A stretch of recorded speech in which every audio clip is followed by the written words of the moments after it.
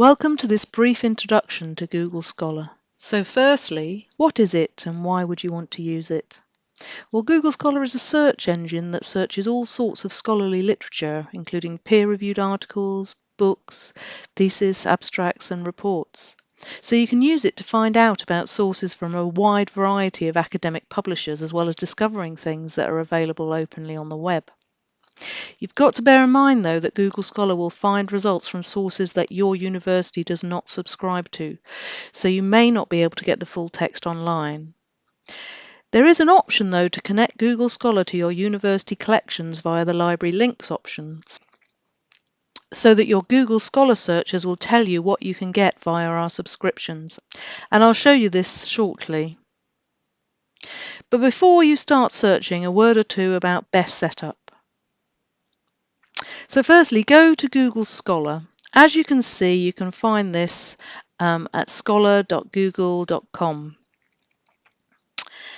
Next, if you're not signed into Google, then sign in with your Google account if you have one.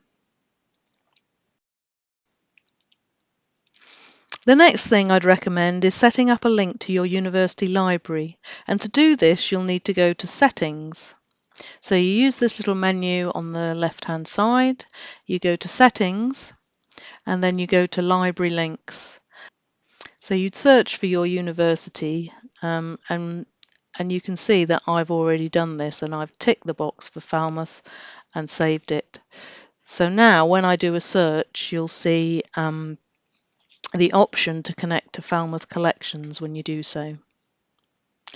So let's try using it to search for something. Now really think about your keywords when you're doing searching. Remember, you can use an advanced search if you want to connect words in different ways and search for different things. But I'm just going to do a simple search for wildlife photography to show you what the results look like. And you can see you get the title, the authors, the source that it's published in.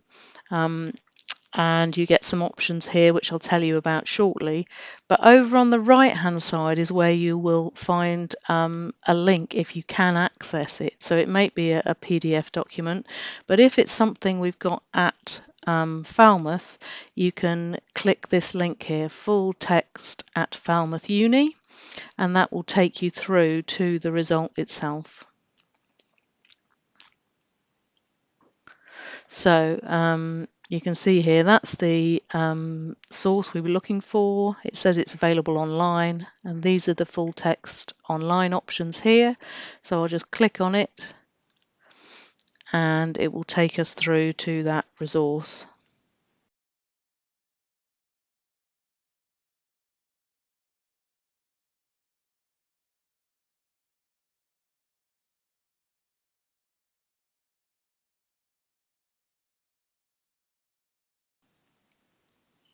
There are also some other options here. So if you thought that looked an interesting article, you can save it to a folder. So you can create a folder and add articles as necessary.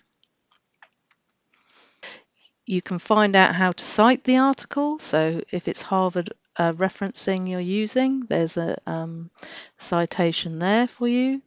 You can see who else has cited this, so who else has written since then and cited this article in their writing. You can find related articles.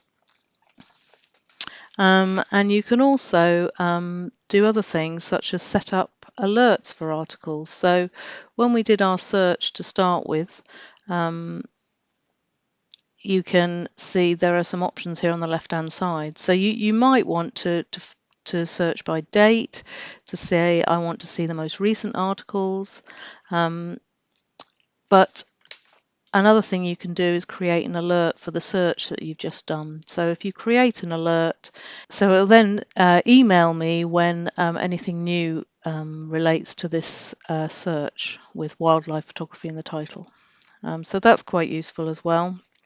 So to sum up really, there are some really good features of Google Scholar because you can search scholarly literature from one place. You can explore related works.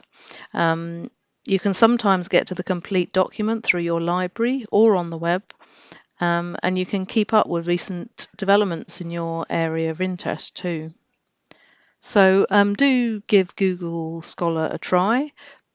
But do remember to explore your library collections as well, as we have chosen resources and created collections especially for your courses.